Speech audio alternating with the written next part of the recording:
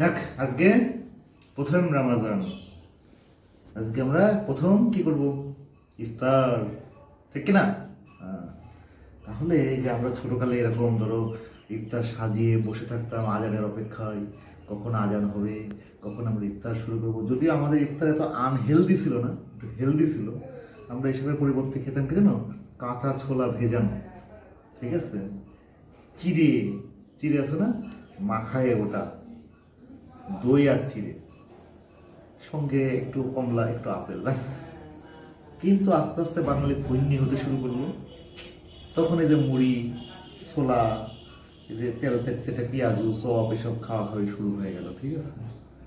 তো যেটা মূলত আমাদের ফৈন্নির ভাবের লক্ষণ। এসব তৈলাক্ত খাবার হচ্ছে ফৈন্নিরা খায়, ঠিক আছে। কারা খায়? ফৈন্নিরা। তো আমরা অতীতে এসব ফৈন্নি খাবার খেতাম না। সৌদি আরবও দেখবা খেজুর, জুস, ব্যাস হয়ে গেছে ইফতার।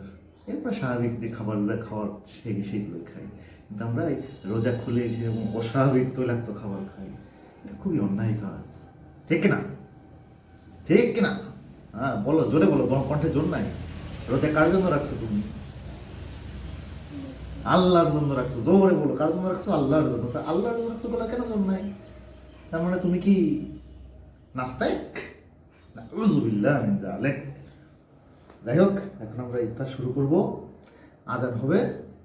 আচ্ছা, আজান কিছুক্ষণের মধ্যেই হবে। এই ক্যামেরাম্যান, বন্ধ করো, বন্ধ করো, আজান হবে। ক্যামেরাম্যান, বন্ধ বন্ধ বন্ধ।